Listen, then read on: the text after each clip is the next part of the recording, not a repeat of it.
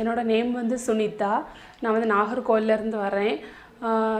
கடந்த 2 இயர்ஸாக வந்து வீசிங் ப்ராப்ளம் இருந்துச்சு.